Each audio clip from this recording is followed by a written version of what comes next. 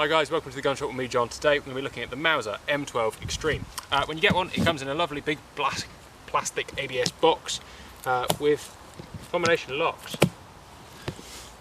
And there it is. This one has already been set up and zeroed and so on and so forth, so it looks a little bit cooler, perhaps, than it would do out the factory.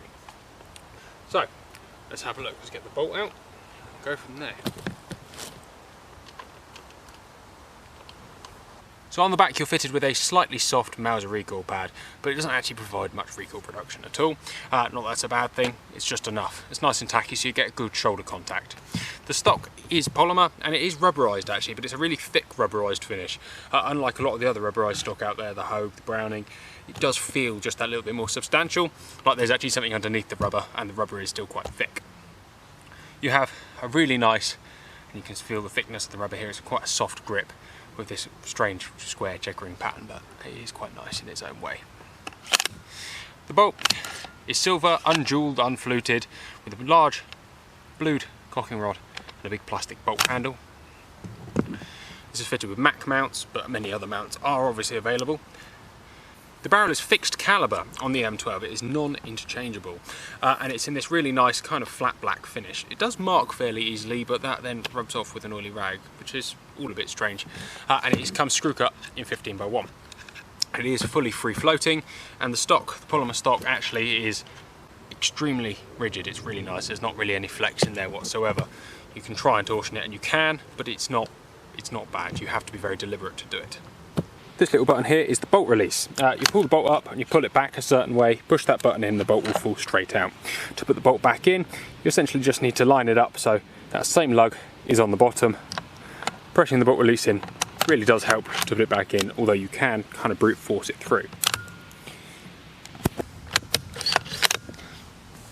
The safety is on a wing safety. You have fire, you have safe and openable, and you have your third position fully bolt locked. Really nice actually to have that big wing safety and gives you a real nice traditional feel. Cocking indicator on the back here obviously goes in when the rifle is decocked. Cocks on opening because it's a Mauser. The magazine is a box mag released by this button here. Press this button in, the mag falls out, it's slightly sprung, and it's a full polymer construction. I think gone are the days where polymer was a bad thing, and actually it's really quite rigid and really well put together. It is strippable if you really feel the need, but for the most part I expect in reality you should just keep it in one piece.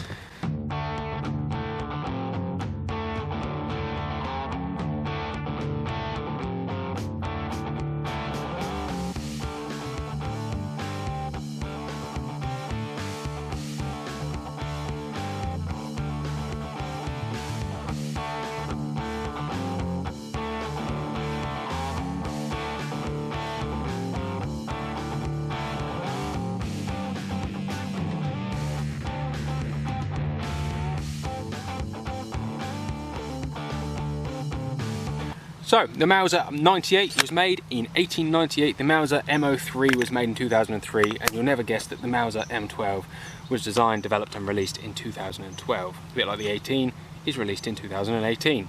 Fully made in Germany, which is really nice, and it's got a real nice, good Mausery hardcore feel around it. So the trigger is set at exactly £2, and it breaks clean as grass. There's very little follow through, but just enough. And actually, probably one of my favourite things about the rifle. This barrel option is the bead blasted non-glare blue. Now, these barrels are made by Blaser Sauer, and so they're of a fairly undisputable quality. It's going to take an awful lot to actually destroy these, and looking down, the rifling is absolutely spot on. Very, very crisp indeed. So what is this rifle all about? This is a really nice mid-range rifle. You know, it's built to compete with the likes of Seiko and the top-end Tikkas. It is designed as a working rifle. There is very little flash about this gun, but everything about it is well thought through, and as such, it does work well. This rifle is built and marketed at the £1,500 mark, however they are available if you look hard. You can still find some at the old original retail price, which I think they were first brought in, they were about £1,225 full retail. So there are still some originally around from that era, and that's not a bad thing. It's not something that goes out of date, right? Anyway, get behind one and see what you think. There's a few things that I dislike about it and a few things that I really feel like this rifle should just be a little bit cheaper than it is. However, what you're paying for isn't perhaps the construction quality, you're paying for the name, you're also paying for that name's backup service, and Mauser is undisputable with looking after you if you ever have a problem, which in reality you probably won't. This rifle is sub MOA for those of you who are really worried about its accuracy. We took it out yesterday and we were touching minute of angle groups with untested factory Horner DSSTs in 150 grain, and they felt pretty good. Also probably the reason it felt quite kicky is that it is a hell of a kicky round. I can't say anything really that negative about it other than I wish it was about 300 quid cheaper. Apart from that, it is really well put together. Like I said, get behind one, see what you think. Thank you very much for watching, take care and goodbye.